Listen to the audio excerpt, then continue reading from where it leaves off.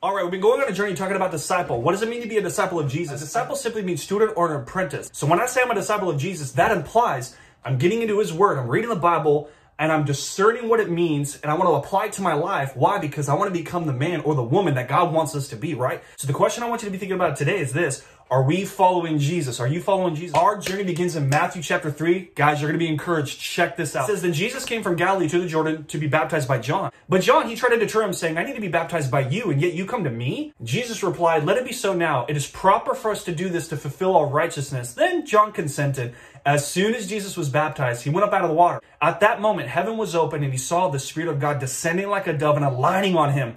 And a voice from heaven said, catch it, this is it. This is my son, whom I love. With him I am well pleased. We got to talk about this verse. We need to. We see the relationship that Jesus has with the Father, okay? The God that has a conversation with Jesus, and everybody was there hearing it, was the God that breathed the sun and stars into existence. God has a unique, loving relationship with his Son. The Father in heaven that created everything has a Father's love for Jesus. That's important to note because he has a Father's love to us also. He says that this is my son. We have to recognize not only the relationship, but the authority. If God says that Jesus is his son and Jesus has something to say, it might be prudent for us to listen to what Jesus has to say, right? Of course, because there's wisdom that he's offering. There's insight that he's offering. Not only that, he is capable of healing. Jesus died and came back from the dead. That says enough, right? To where we want to be all in and saying, Jesus, I'm all in. I want to follow you. Being a disciple of Jesus implies we're following him. So check this out. We hear God talking again in Mark chapter 9, starting in verse 2. And it says this, after 6 days, Jesus took Peter, James, and John, 3 dudes, okay, 3 guys, with him and led them up on a high mountain where they were all alone. He was transfigured before him. His clothes become dazzling white, whiter than anyone in the world can bleach them. And there appeared before him was Elijah and Moses. They were talking with Jesus. Peter said to Jesus, Rabbi, it is good for us to be here. Let us put up 3 shelters, one for you, one for Moses, and one for Elijah. He did not know what to say because they were so frightened. You're hanging out with Jesus. You're one of his disciples at this particular time. Jesus recruits you and 2 other guys up on a mountain.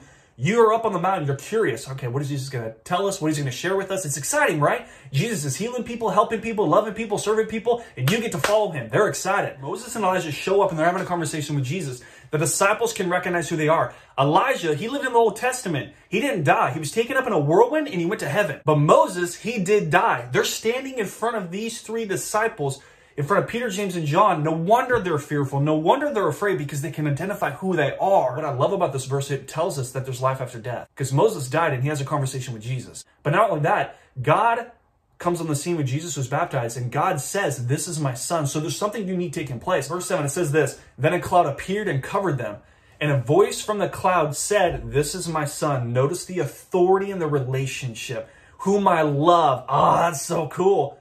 Then the third thought is this, listen to him. What does it mean to listen to Jesus?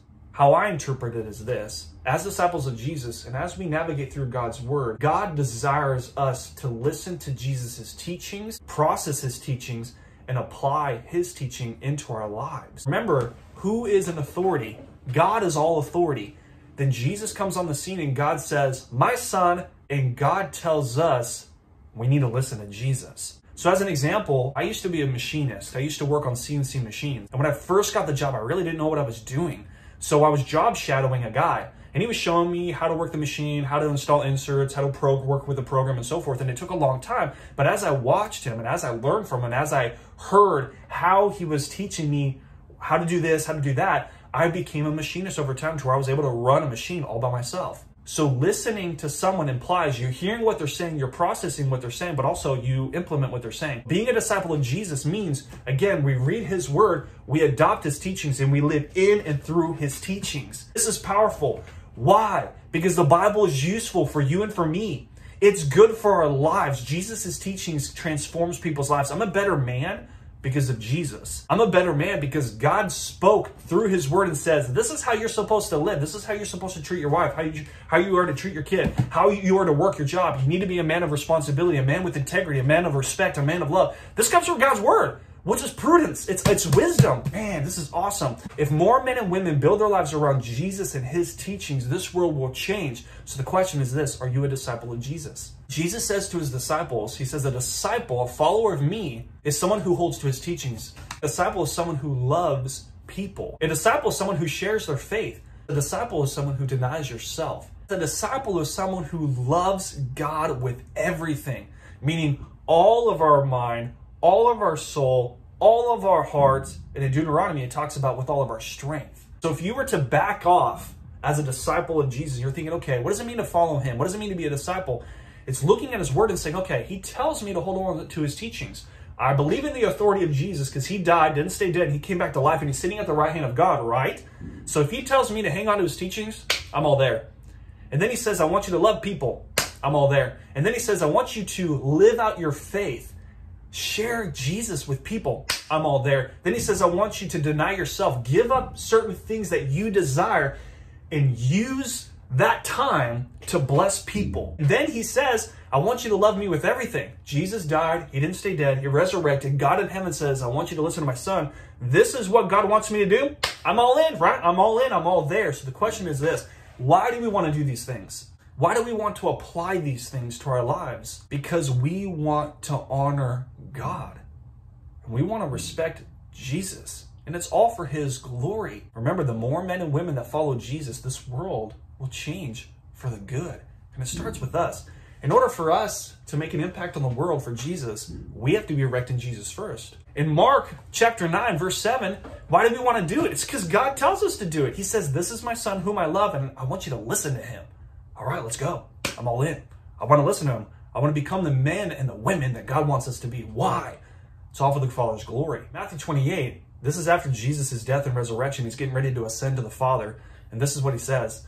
Jesus came to all of his disciples and he says, all authority on heaven and on earth is given to Jesus. So why do we want to listen to him? God tells us to. Why do we want to listen to him? Jesus has all authority. Why do we want to listen to Jesus? He can perform miracles. He can bless people. He can transform people's lives. We're reading his word and we're like, okay, we're all in and we're progressively moving towards him and his kingdom. We are disciples of Jesus. We can't just claim the name Christ but not live our lives for him. That doesn't make any sense. It doesn't work. We're missing the point. The point is believe in Jesus and apply his teachings into our lives. Let's go. Let's pick it up. Let's dig into it. Let's allow it to transform our lives, okay? So here's your challenge. Grab a Bible, open up the Gospel of Luke, check it out, phenomenal stuff. Then transition to the book of Acts, then check out 1 John, read, study. Build your life around him, okay? Remember, everything that Jesus says goes. That is the standard. Man, I hope you're encouraged. I hope you're fired up. I am. I'm excited for the next season. I'm excited for what's going to take place in the future. Love you. Hang on. Talk to you soon.